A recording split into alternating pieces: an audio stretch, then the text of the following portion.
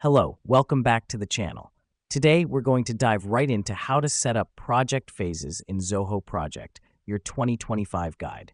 First up, log into your Zoho account. You'll want to navigate directly to your project dashboard. Why? This is where you'll be managing all your project phases, and it's the most efficient place to start. Now that we're in the project dashboard, it's time to create a new project.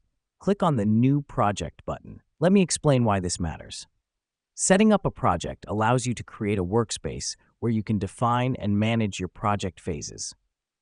Once you've created your project, the next step is to click on the Tasks and Milestones tab.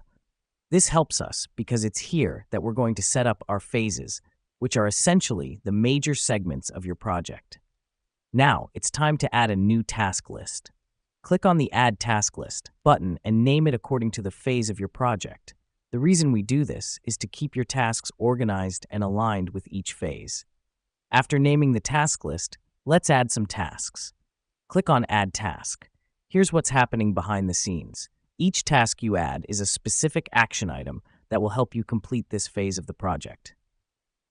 Lastly, it's important to assign a start and end date to your task.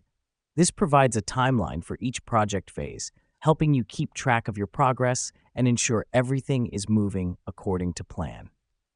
And that's it. You've just set up your project phases in Zoho Project.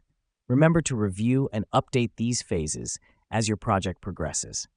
It's a straightforward process, but one that can significantly improve your project management.